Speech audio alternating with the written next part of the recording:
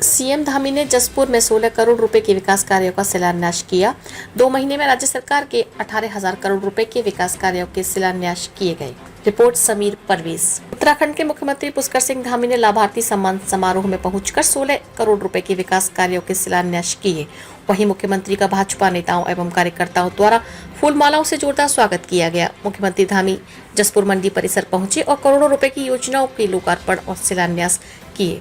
वहीं जनता ने भी उनका फूलों की बारिश से जोरदार स्वागत किया। वहीं कार्यक्रम में केंद्रीय रक्षा राज्य मंत्री अजय भट्ट, पूर्व कैबिनेट मंत्री वर्तमान गदरपुर विधायक अरविंद पांडे, उत्तराखंड अल्पसंख्यक आयोग के पूर्व अध्यक्ष सुखदेव सिंह, नामधारी काशीपुर विधायक त्रिलोक सिंह, चीमा जिला अध्यक्ष गुंजन सुखीजा, पूर्व विधायक शैलेंद्र मोहन सिंघल भी मौजूद रहे। वहीं मुख्यमंत्री पुष्कर सिंह धामी ने सभा को संबोधित करते हुए कहा कि हमारी सरकार ने 2 महीने में 18,000 करोड़ रुपए के विकास कार्यों का शिलान्यास किए हैं। उन्होंने कहा जसपुर नगर पालिका परिषद का नया भवन का निर्माण किया जाएगा ताकि लोगों को और सुविधा मिल सके। वहीं नकल के कानून पर बोलते हुए पुष्कर सिंह धामी ने बताया कि जब हमारी सरकार ने नकल का कानून बनाया तो मील का पत्थर है, पूरे देश में इस कानून की चर्चा होती है। उन्होंने जसपुर में विकास कार्य को कहा कि पिछली दौरे में जब मैं यहां आया था तो 16 करोड़ रुपए के विकास कार्यों का लोकार्पण और शिलान्यास किया था, जिससे पेयजल योजनाएं, सड़क का निर्माण शामिल था। उसके बाद अनेक योजनाएं स्वीकृत की गई और क्षेत्र के बहुत सारे प्रस्ताव आए हैं, उनको बढ़ाने के लिए भी सरकार प्रयास कर रही है। वहीं जसपुर में जो स्टेडियम है उसकी भूमि को ढूंढने का काम शीघ्रता से किया जा रहा है। जैसे ही जमीन मिल जाती है जसपुर में स्टेडियम का कार्य शुरू कर दिया जाएगा। वहाँ पिछली बार घोषणा की थी कि जसपुर में प्राचीन माँ हिडम्बा देवी मंदिर का सौंदर्यीकरण किया जाएगा। वहीं उन्होंने कहा कि मंदिर के सौंदर्यीकरण के लिए 42 लाख रुपए की धनराशि स्वीकृत हो गई है। वहीं भोगपुर डैम क्षेत्र में जो विद्यालय के उच्चीकरण की बात की कही गई है, उन्होंने मंच के माध्यम से स्कूल के उच्चीकरण करने की घोषणा की है। वहीं उन्होंने कहा कि सरकार रोजगार को बढ़ाने का काम कर रही है। सभी विभागों में रिक्त पदों को भरने की प्रक्रिया की जा रही है।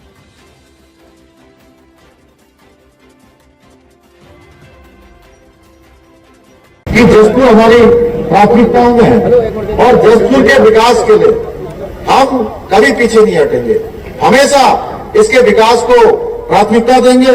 मैं पिछली बार भी जब आया था तो यहाँ पर 16 करोड़ रुपए के विकास कार्यों का लोकार्पण शिलान्यास किया था, जिसमें पेयजल की परियोजनाएं थी, सड़क का निर्माण शामिल था।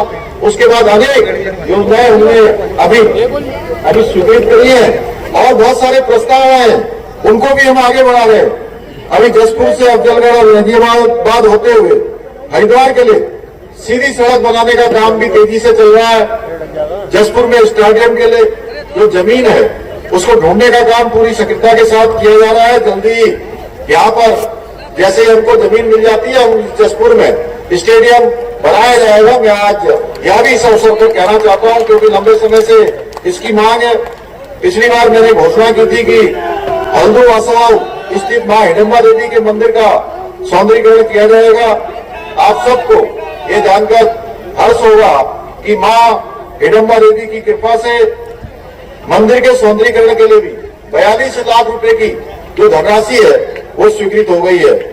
भाइयों बहनों, आज आप सबका ये जो उत्साह है, जो उमंग है, जो आपका प्यार है, ऐसे माहौल को देखकर ये माहौल अच्छे से बता रहा है कि वास्तव में हमारे प्रधानमंत्री मोदी जी के नेतृत्व में आज देश चहुमुखी विकास की ओर जा रहा है और जो योजनाएं हैं उन योजनाओं का लाभ हर एक व्यक्ति को मिल रहा है। हमारी सरकार ने युवाओं से लेकर बुजुर्गों तक, माताओं बहनों से लेकर बच्चों तक हर वर्ग के लिए अनेक योजनाएं, कल्याणकारी योजनाएं लागू की है। हमने स्वास्थ्य, शिक्षा, रोजगार, महिला सशक्तिकरण और किसानों का उत्थान सुनिश्चित करने की योजनाएं शुरू की है।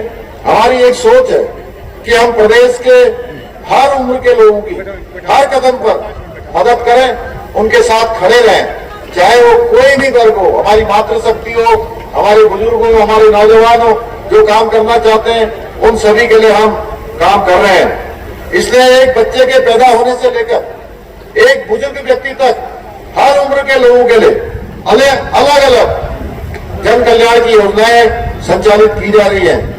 वर्तमान में उत्तराखंड के अंदर बच्चे के पैदा होने से लेकर मुख्यमंत्री महालक्ष्मी योजना, खुशियों की सवारी, मातृत्व वंदना योजना सहित कई योजनाओं के जरिए बच्चे और मां बेहतर स्वास्थ्य, बेहतर जीवन उनको सुनिश्चित किया जा रहा है।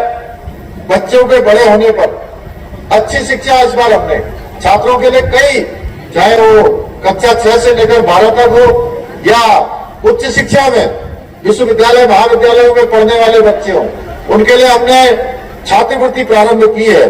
शोध करने वाले लोगों के लिए भी हमने छात्रवृत्ति की व्यवस्था की है।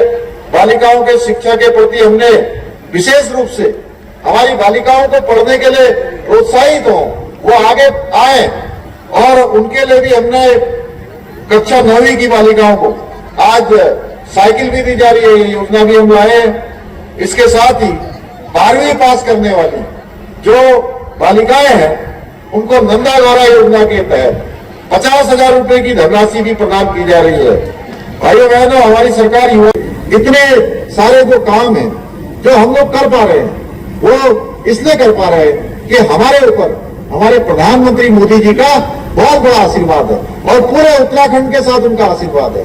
उत्तराखंड के साथ उनका जो लगाव है वो किसी से छुपा हुआ नहीं है। हमने जो भी योजनाएं उनको अपने राज्य के लिए निवेदन की, वो सारी की सारी योजनाओं को उन्होंने स्वीकृति प्रदान की है। उसी का परिणाम है, चाहे आज सड़कों का क्षेत्र हो, हवाई सेवाओं का क्षेत्र हो या रेलवे का क्षेत्र हो, उन सभी क्षेत्रों में हमको अभूतपूर्व रूप से गति मिल रही है, क्योंकि उनका लगाव किसी से छुपा हुआ नहीं है। उन्होंने भगवान बाबा केदार की भूमि से कहा था कि 21वीं सदी का तीसरा दशक उत्तराखंड का दशक होगा, यानी कि ये तीसरा दशक हर दृष्टि से उत्तराखंड को सर्वोच्च स्थान पर ले जाने का होगा, आगे ले जाने का होगा।